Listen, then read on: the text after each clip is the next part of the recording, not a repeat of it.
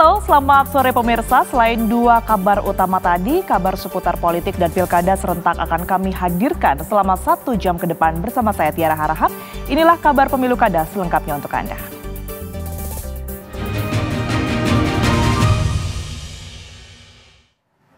Pemirsa, sebanyak 580 anggota DPR terpilih periode 2024-2029 resmi dilantik hari ini. Pelantikan anggota DPR periode 2024-2029 digelar di ruang sidang paripurna Kompleks Parlemen Senayan, Jakarta. Partai Gerakan Indonesia Raya. Pelantikan turut dihadiri oleh Presiden Joko Widodo dan Presiden terpilih Prabowo Subianto dan jajaran Menteri Kabinet. Sebanyak 580 wakil rakyat kemudian mengucapkan sumpah sebagai anggota DPR dipandu oleh Ketua Mahkamah Agung Muhammad Syarifuddin. Proses pelantikan dilanjutkan dengan penandatanganan berita acara sumpah anggota DPR secara simbolis yang disaksikan Ketua MA. Pada keanggotaan DPR periode 2024-2029 ini ada 8 partai politik yang memenuhi ambang batas parlemen. Yang daerah yang saya wakili untuk mewujudkan kepentingan bangsa dan negara kesatuan Republik. Sidang paripurna pelantikan anggota DPR dipimpin oleh anggota Dewan tertua dan termuda dari fraksi yang berbeda. Mereka adalah Guntur Sassono berusia 78 tahun dari fraksi Partai Demokrat sebagai ketua sementara dan Anissa M.A. Mahesa berusia 23 tahun dari fraksi Partai Gerindra sebagai wakil ketua sementara.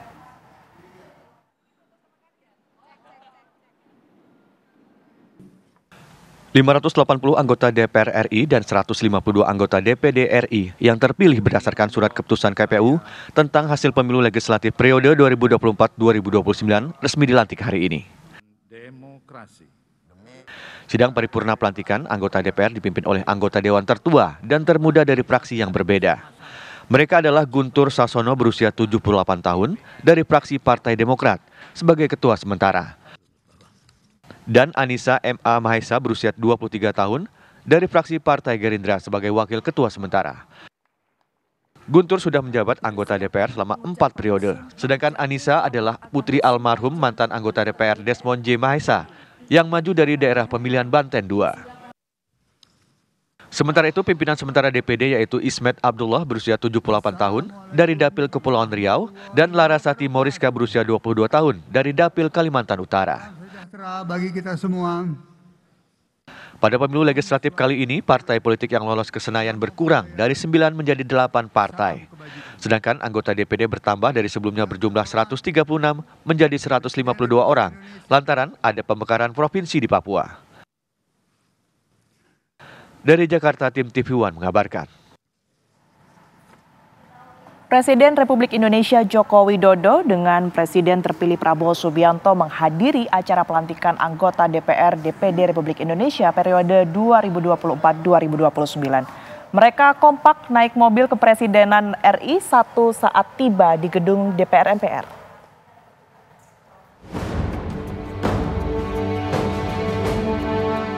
Presiden terpilih Prabowo Subianto hadir mendampingi Presiden Joko Widodo di acara pelantikan anggota DPR DPD RI terpilih di Gedung Nusantara. Prabowo dan Jokowi datang bersamaan serta kompak berada satu mobil kepresidenan berplat nomor RI1. Keduanya berangkat bersama-sama menuju Senayan setelah menghadiri upacara peringatan Hari Kesaktian Pancasila di Lobang Buaya, Jakarta Timur. Kedatangan Presiden Jokowi dan Presiden terpilih Prabowo Subianto ke Gedung Nusantara disambut langsung oleh Sekjen DPR RI Indra Iskandar.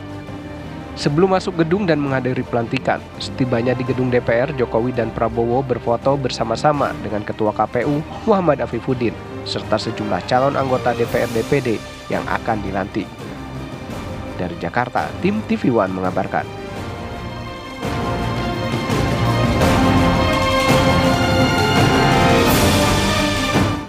Pagi ini anggota Dewan Perwakilan Rakyat terpilih periode 2024-2029 akan resmi dilantik. Lebih dari setengah anggota DPR yang terpilih dalam Pileg 2024 merupakan wajah baru. Di antaranya terdapat deretan nama-nama artis. Para artis ini pun meyakini keterpilihannya tidak hanya lantaran faktor popularitas.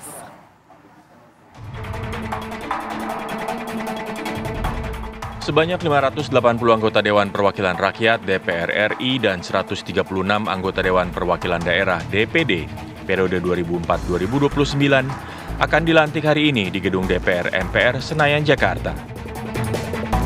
Selain wajah-wajah lama, lebih dari setengah anggota DPR yang terpilih dalam Pileg 2024 merupakan wajah baru. Sebanyak 360 orang merupakan anggota legislatif yang baru pertama kali menjabat. Sejumlah nama-nama artis, baik yang sebelumnya telah menjadi anggota dewan maupun mereka yang baru kali ini terpilih, turut mewarnai Senayan. Komedian Denny Cagur misalnya, pemilik nama asli Denny Wahyudi ini terpilih menjadi anggota DPR periode 2024-2029, mengaku tak akan fokus lagi di dunia hiburan. Ia mengaku siap bertugas sebagai legislator. Bidang pendidikan menjadi keutamaannya. Kita bekerja berdasarkan komisi yang nanti ditugaskan. Sampai hari ini pun saya belum tahu akan ditugaskan di komisi berapa.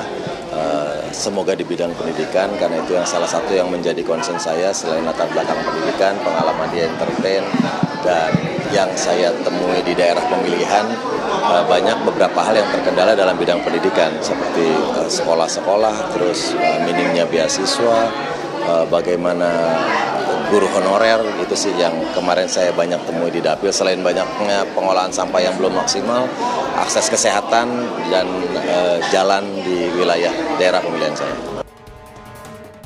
Senada dengan Denny, artis Nafa Urba yang juga merupakan wajah baru di parlemen ingin membenahi bidang pendidikan. Ia berharap ditempatkan di Komisi 10 kelak. Nafa percaya para artis yang kini lolos ke Senayan merupakan orang-orang terpilih.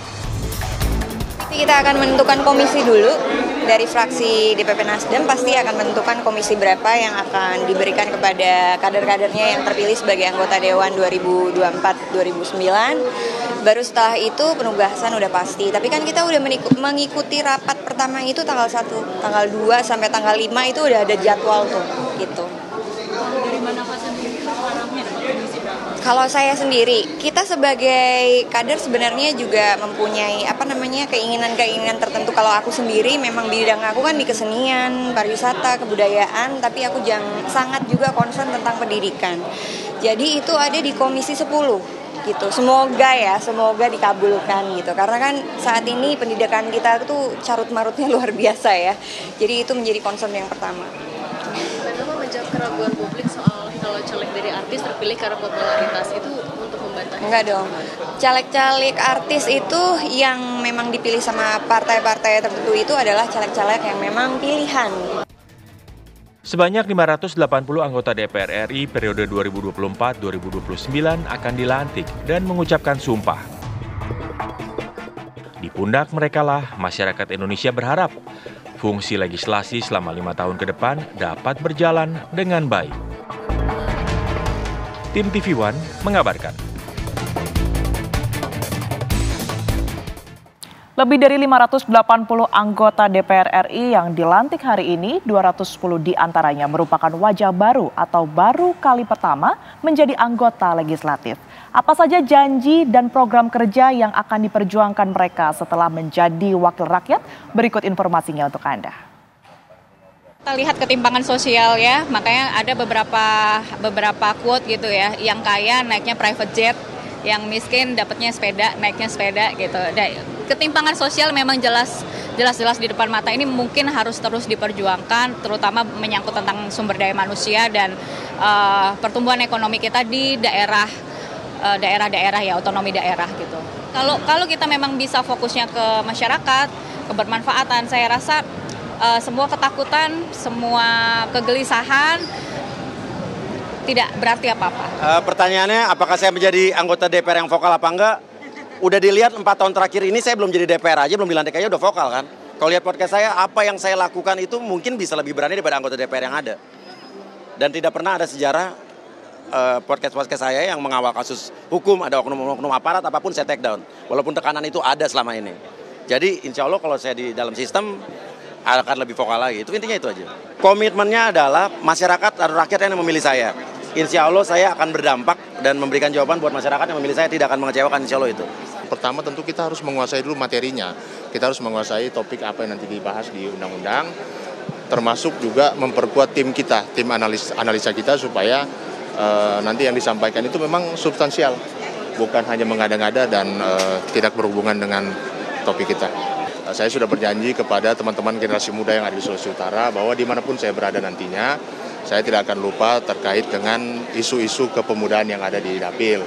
Baik itu tentang lapangan pekerjaan, ataupun juga pendidikan, ataupun juga pemberdayaan pemuda dan kualitas sumber daya manusia. Apa dua hal yang mau diperjuangkan Teh nanti pas jadi anggota DPR? Tentu saja yang paling penting adalah bagaimana keadilan dan kesejahteraan itu penting, ya. Terutama karena saya berharap bahwa masyarakat di dapil saya khususnya dan Indonesia secara keseluruhan bisa memberikan kontribusi terbaik, ya. Kami ini bisa memberikan kontribusi terbaik agar supaya masyarakat bisa lebih sejahtera, begitu. Terutama perlindungan untuk perempuan dan anak itu penting sekali. Kabar Pemilu Kada masih akan kembali hadir ke hadapan Anda. Pemirsa, usai jeda berikut ini tetaplah bersama kami.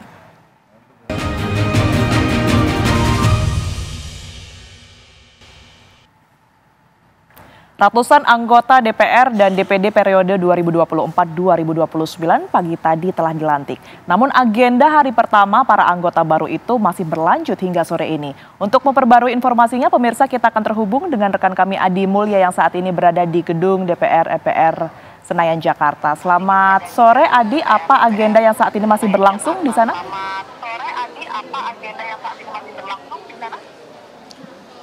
Ya baik, selamat sore Tiara Harahap dan juga pemirsa. Kita ketahui bersama jika 580 anggota DPR RI terpilih telah dilantik hari ini. Tadi juga telah hadir Presiden Joko Widodo dan juga Presiden terpilih Prabowo Subianto. Untuk agenda selanjutnya memang saat ini rencananya di DPR ini terdapat rapat untuk pimpinan sementara anggota MPR RI, dan semula rapat memang akan diadakan di Nusantara 2, dan untuk saat ini memang rapat akan dilaksanakan di Komisi 2 Gedung DPR RI untuk menentukan pimpinan sementara. Lalu nantinya memang rapat akan menentukan juga pimpinan DPR RI yang semula rapat akan diagendakan pada pukul 7 malam. Rencananya info yang kami dapatkan rapat akan dimajukan waktunya dari jadi pukul 16.30 waktu Indonesia Barat. Tiara Harahap dan juga pemirsa, tentu agenda DPR RI ini tidak selesai begitu saja di pagi hari tadi. Kita lihat memang seremonial luar biasa dilakukan di sini. Terdapat juga wajah-wajah baru dari anggota DPR RI yang terpilih dan juga dilantik, dan banyak pesohor-pesohor yang hadir juga dalam pelantikan ini. Sebut saja terdapat Nafa Urba, kemudian Verrel Bramasta, ada juga komedian Komeng yang kemudian dilantik hari ini juga, dan terdapat pesohor-pesohor lainnya yang juga dilantik di hari ini. Nah, setelah pelantikan tadi memang yang disampaikan langsung oleh Ketua Mahkamah Agung Muhammad Syarifuddin, rencananya memang itu yang tadi saya sampaikan. Untuk saat ini rapat pimpinan sementara DPR sedang berlangsung di Komisi 2, yang nantinya utamanya nanti akan lagi digelar rapat untuk menentukan siapa pimpinan DPR RI yang rencananya akan dilaksanakan pada pukul 16.30 waktu Indonesia Barat. Untuk sementara demikian, Tiara, kami kembalikan kepada Anda di studio. Baik, Adi Mulya melaporkan langsung dari Gedung DPR Republik Indonesia, Jakarta. Terima kasih, selamat bertugas kembali. Pemirsa, Presiden Joko Widodo memimpin upacara peringatan Hari Kesaktian Pancasila di Monumen Pancasila Sakti, Lubang Buaya, Jakarta Timur.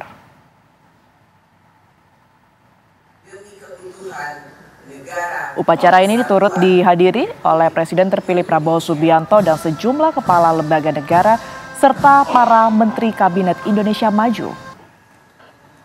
Presiden Joko Widodo bertindak sebagai inspektur upacara. Ketua MPR Bambang Susatyo membacakan teks Pancasila, sementara Ketua DPD Republik Indonesia Lanyala Mataliti menyampaikan naskah pembukaan Undang-Undang Dasar 1945. Ketua DPR RI Puan Maharani membacakan ikrar kesaktian Pancasila dan disambung dengan pembacaan doa untuk pahlawan revolusi yang dipimpin oleh Yakut Khalil Kaumas.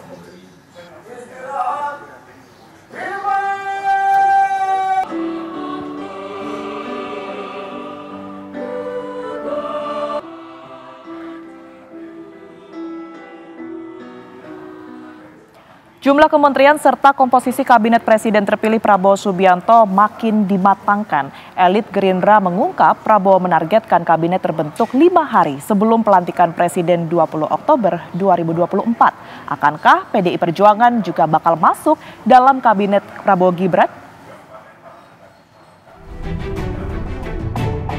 Kurang dari sebulan menjelang pelantikan Presiden terpilih Prabowo Subianto dan Wakil Presiden terpilih Gibran Rakabuming Raka, postur kabinet terus digodok. Prabowo juga terus memanggil calon-calon menteri untuk diseleksi. Ditargetkan penyusunan kabinet tuntas 5 hari sebelum pelantikan 20 Oktober 2024. Ya, kalau dari informasi yang kami dapat, nomenklatur kabinet itu masih fluktuatif, masih dinamis, begitu juga dengan nama-nama, terutama dari partai politik yang proporsinya tidak terlalu lebih besar daripada yang profesional. Nah, ini masih kemudian ada yang masuk, ada yang ditarik, nah sehingga mungkin fix final kabinet itu masih mungkin agak lama ya, tetapi tentunya Presiden terpilih punya target, kemungkinan H-5 sudah selesai, demikian. Persiapan pelantikan Prabowo Gibran juga hampir selesai. Sejauh ini pelantikan besok, kalau kami cek, sudah dalam tahap 95% dan tinggal merapikan yang belum rapi. Tapi pada prinsipnya insya Allah semua besok akan berjalan dengan baik dan lancar. Selama menyeleksi calon menterinya, Prabowo menerima banyak masukan dari berbagai kalangan. Jumlah kementerian juga diperkirakan bakal bertambah. Yang jelas Pak Prabowo sudah mengantongi beberapa nama. Beliau sedang menimbang dan mempertimbangkan semua nama-nama itu, baik yang diusulkan oleh partai politik maupun yang diusulkan oleh kelompok lain. Jadi bukan hanya dari partai politik, juga ada usulan dari ormas ya yang mengusulkan ke Pak Prabowo, ada dari kelompok profesi dan sebagainya. Yang jelas akan bertambah ya. Ya, memang ada kementerian yang akan dipecah, ada juga kementerian yang akan digabung ya, di merger itu ada. Ada yang kementerian yang tadinya dipecah kemudian nanti ada jadi badan. Ada juga yang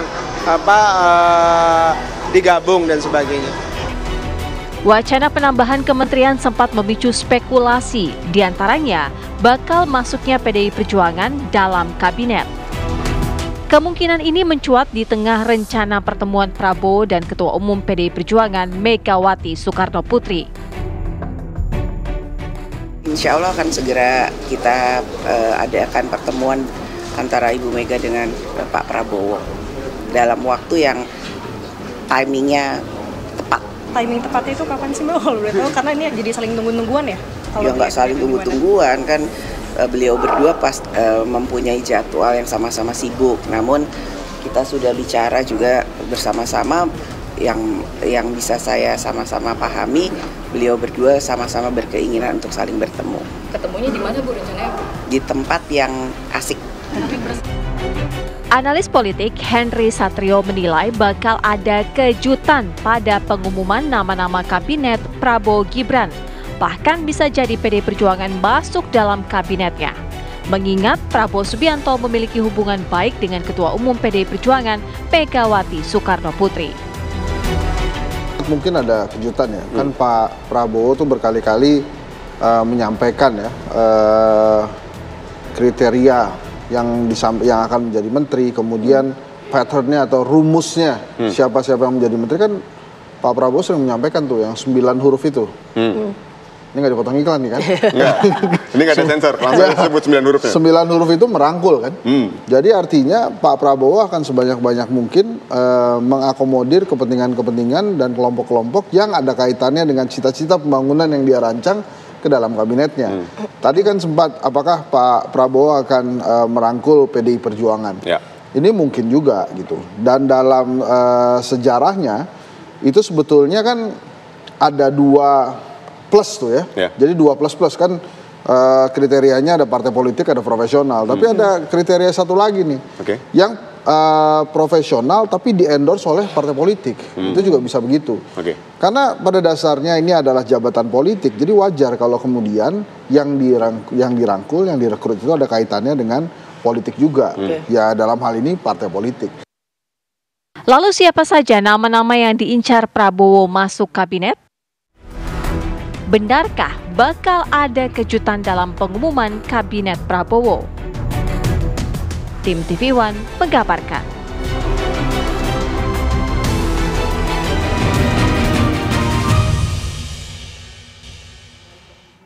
Pemirsa, calon gubernur Jakarta nomor urut 1 Ridwan Kamil menjanjikan penambahan kuota umroh dan haji khusus untuk pengurus masjid.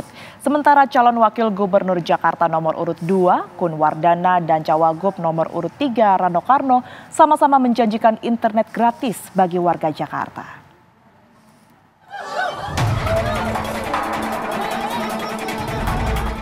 Menyerap aspirasi dan menyuarakan berbagai program unggulan kepada masyarakat terus dilakukan oleh pasangan calon gubernur dan wakil gubernur Jakarta dalam masa kampanye Pilkada 2024. Calon gubernur Jakarta nomor urut 1 Ridwan Kamil bertemu dengan pengurus Dewan Masjid Indonesia di Tanjung Priok, Jakarta Utara. RK berjanji akan memperjuangkan penambahan kuota umroh dan haji khusus untuk para marbut dan pengurus masjid. Politisi Partai Golkar ini menegaskan bahwa program umroh dan haji tidak harus bergantung pada dana pemerintah, melainkan bisa menggunakan dana keumatan atau zakat.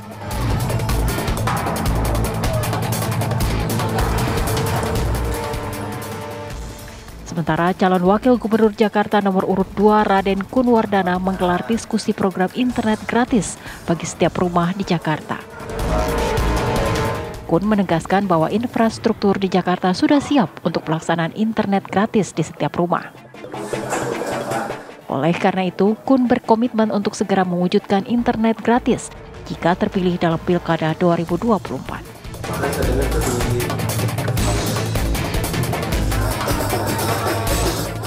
Sementara cawagup Jakarta nomor urut 3 Rano Karno hari ini mengunjungi Kampung Bukit Duri di kawasan Jakarta Selatan.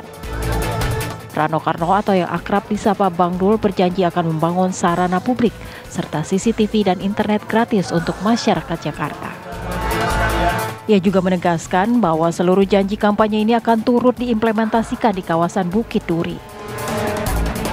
Berdasarkan aturan PKPU nomor 2 tahun 2024, tahapan pilkada yaitu pelaksanaan kampanye berlangsung mulai tanggal 25 September 2024 hingga 23 November 2024. Dari Jakarta, tim TV One mengabarkan.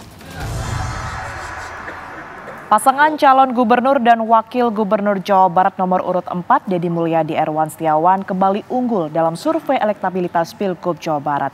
Kali ini pasangan yang diusung Koalisi Indonesia Maju tersebut unggul dalam survei versi Lingkaran Survei Indonesia.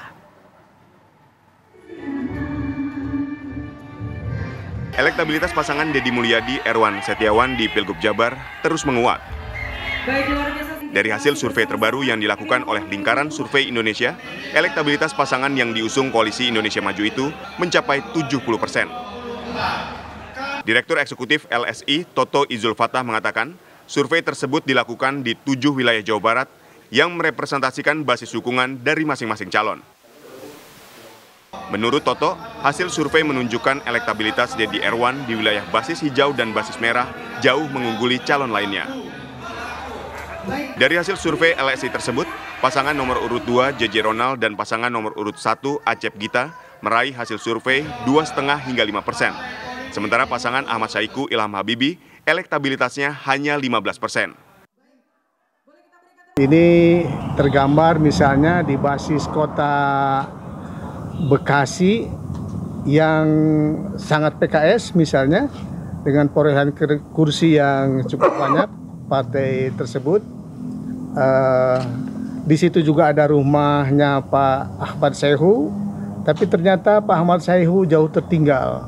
Dia harus puas di angka 15%-an ya dibanding dengan Deddy Mulyadi yang sudah di angka nyaris 70%, 67 sekian. Ini angka yang sangat jauh sekali.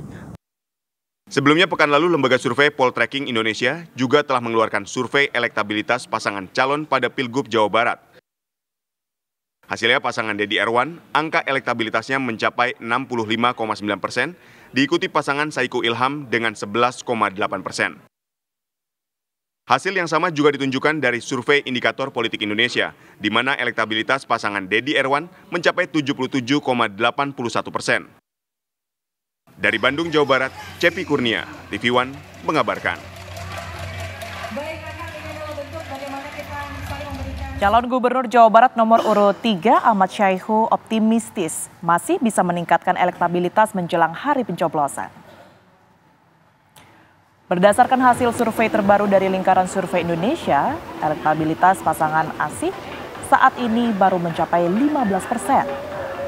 Survei dilakukan di wilayah Bandung, Bekasi, Karawang, Bogor, Garut, dan Tasikmalaya, serta Depok dengan margin of error 4,8%. Sementara elektabilitas tertinggi ditempati pasangan nomor urut 4 Deddy Mulyadi Erwan Setiawan yang menembus 70%. Kendati tertinggal, Ahmad Syaihu masih optimistis bisa meningkatkan elektabilitas mengingat waktu kampanye yang masih panjang.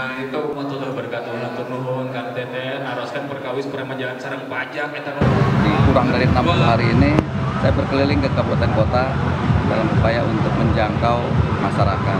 Mudah-mudahan jalan dengan usaha ini juga survei akan terus bisa semakin meningkat. Masih ada waktu 2 bulan ini. Kurang ya, 2 bulan kurang masih untuk mengejar itu. Tapi optimis Pak? Insya Allah. Kabar Pemilu Kada masih akan kembali hadir. Pemirsa, ke hadapan Anda usai jeda berikut ini, tetaplah bersama kami.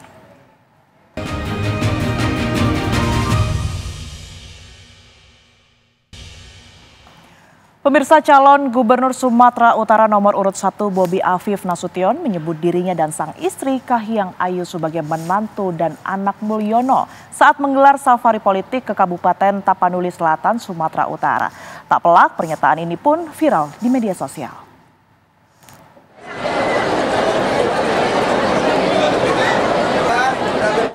Bobi Afif Nasution menggelar safari politiknya ke Kabupaten Tapanuli Selatan, Sumatera Utara, di mana calon gubernur nomor urut 1 ini tampak didampingi sang istri Kahiyang Ayu saat melakukan kampanye politik tersebut. Di hadapan ribuan massa yang berada di Istana Raja Najunggal, Desa Janji Mauli, Muara Tais, Kecamatan Batang Angkola, Bobi Nasution memperkenalkan dirinya merupakan menantu Mulyono. Tidak hanya itu, pasangan calon wakil gubernur Sumatera Utara nomor urut 1 ini juga turut memperkenalkan istrinya, Kahiyang Ayu, yang merupakan anak dari Mulyono. Bobi juga siap memperjuangkan aspirasi masyarakat, mulai dari buruknya infrastruktur jalan di kawasan seputaran Tapanuli bagian selatan yang meliputi Kabupaten Mandailing Natal, Tapanuli Selatan, Padang Lawas Utara, Padang Lawas, dan Kota Padang Sidimpuan. Pasalnya, akibat buruknya infrastruktur jalan tersebut membuat masyarakat yang menggantungkan hidupnya dari bertani mengalami kesulitan. Anaknya, yang kalau sekarang orang bilangnya, kami anak dan menantunya Mulyono, orang bilang sekarang.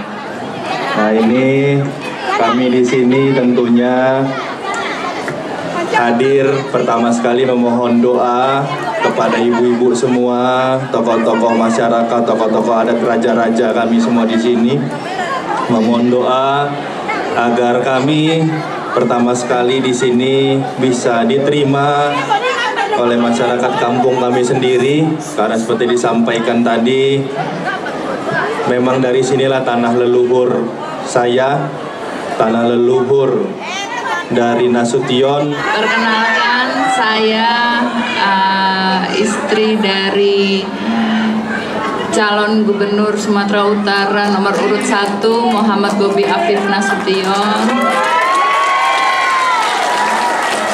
Memohon doa restu dari Bapak Ibu sekalian yang ada di sini. Semoga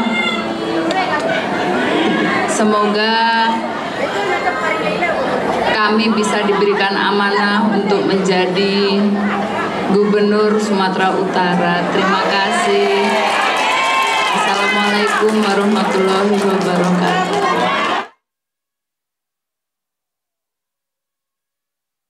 Usai melakukan safari politik di Kabupaten Tapanuli Selatan, Bobi rencananya akan bertolak ke Kota Padang Sidimpuan, Kabupaten Padang Lawas Utara, dan Kabupaten Padang Lawas untuk melakukan safari politik di Tapanuli bagian selatan. Dari Tapanuli Selatan, Sumatera Utara, Dedi Herianto, TV One mengabarkan. Calon Gubernur Aceh Bustami Hamzah dan calon Wakil Gubernur Aceh Fadil Rahmi meresmikan posko tim pemenangan Pilgub Aceh di Lamtemen Timur, Kecamatan Jaya Baru, Banda Aceh.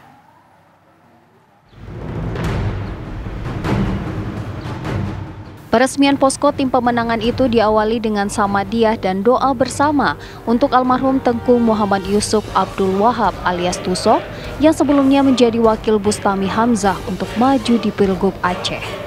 Acara kemudian dilanjutkan dengan prosesi pesijuk atau tepung tawar. Ketua tim pemenang pasangan calon Gubernur Aceh nomor urut 1 Muhammad Nurlif mengatakan posko ini nantinya akan digunakan bagi sejumlah tim pemenangan dari partai politik pengusung dan partai politik pendukung pasangan Ombus Syekh Fadil. Seluruh anggota tim pemenangan akan dikerahkan untuk menyebarluaskan visi misi pasangan ini untuk memenangkan Pilkada Aceh. Semua elemen masyarakat, semua komponen masyarakat itu bagian daripada tim pemenangan yang sedang kita konsolidir bersama. Sekarang ini kita sedang merapikan tim pemenangan. Kalau provinsi sudah clear, baik itu dari partai politik maupun dari non partai politik yang tergabung dalam berbagai komponen masyarakat. Sekarang justru kita lagi gencar-gencarnya bersama dengan masyarakat di daerah membentuk tim-tim dalam rangka memperkuat upaya pemenangan, langkah pemenangan. Termasuk tim dari kalangan perempuan yang justru lebih gesit gitu. Prosesi peresmian posko tim pemenangan juga dirangkai dengan santunan anak yatim dan penyerahan surat keputusan kepada ketua tim pemenangan dari sejumlah kabupaten kota. Dari Banda Aceh, Muhammad Fadli, TV One mengabarkan. Calon Gubernur Sumatera Selatan nomor urut 3 Mawardi Yahya berjanji akan memfasilitasi semua komunitas masyarakat jika nanti dipercaya memimpin Sumatera Selatan. Hal ini ia ungkapkan saat membuka lomba mancing mania di Jalan Lematang, Pelaju, Kota Palembang.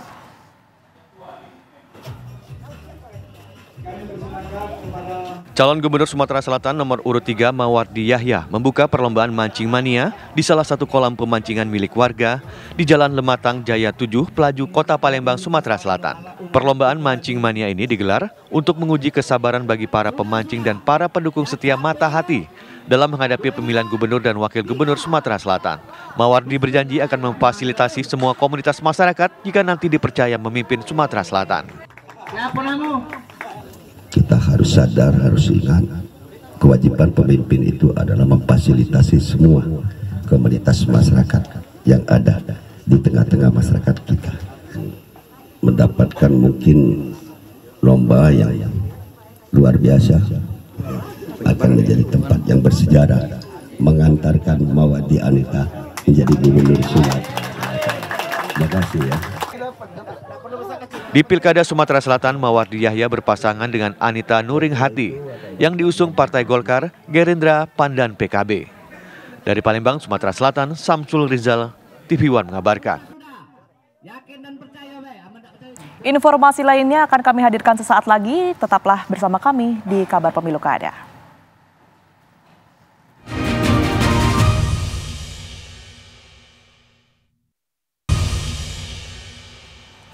Pemirsa, 3 calon gubernur Jawa Timur terus melakukan kampanye dan safari politik. Lulu Nur Hamidah melakukan ziarah ke makam tokoh NU dan Muhammadiyah di Kompleks Makam Sunan Ampel, Surabaya. Sementara Khofifah menghadiri pelantikan PAC dan Ranting Muslimat NU se-Kabupaten Pasuruan, Jawa Timur. Dan Tri Risma hari ini menghadiri konsolidasi internal PDI Perjuangan di Kabupaten Tulungagung. Yang di sebelah kiri. Calon Gubernur Jawa Timur nomor urut 1 Luluk Nur Hamidah melakukan ziarah ke makam tokoh Nahdlatul Ulama Kiai Haji Hasan Gipo dan tokoh Muhammadiyah Kiai Haji Mas Mansur di Kompleks Makam Sunan Ampel, Surabaya, Jawa Timur.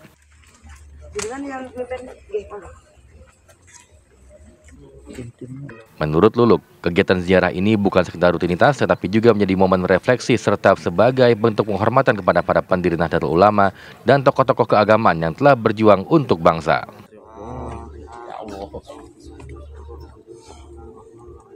Hasan Gippo adalah salah satu ketua umum pada periode awal berdirinya NU. Sementara Kiai Haji Mas Mansur merupakan tokoh Muhammadiyah yang memiliki pengaruh besar dalam perkembangan agama di Jawa Timur dan Indonesia.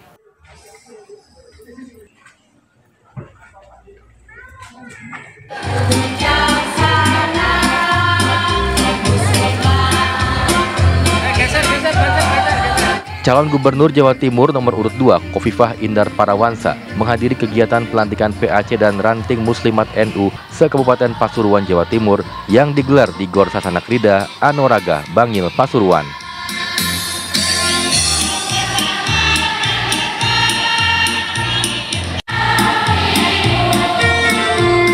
Kedatangan Khofifah disambut oleh para pengurus Muslimat NU setempat.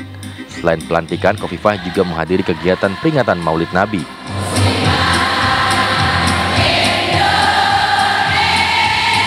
Rencananya, Khofifah juga akan melakukan silaturahmi ke sejumlah pondok pesantren di Bangil dan bertemu dengan para petani bunga sedap malam di Pasuruan. Bapak Ibu, kami persilakan untuk mantainya kok udah ikut. Sementara calon Gubernur Jawa Timur nomor urut 3 Tri Risma hari ini menghadiri konsolidasi internal PDI Perjuangan di Tulung Agung, Jawa Timur.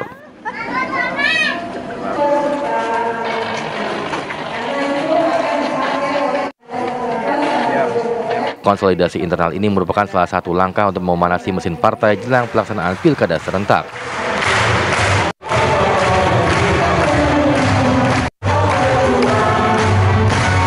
Di hadapan kader partai, mantan Menteri Sosial ini memaparkan sejumlah visi misi, salah satunya program sekolah gratis jika terpilih menjadi Gubernur Jawa Timur pada Pilgub tahun ini. Tim TV One mengabarkan.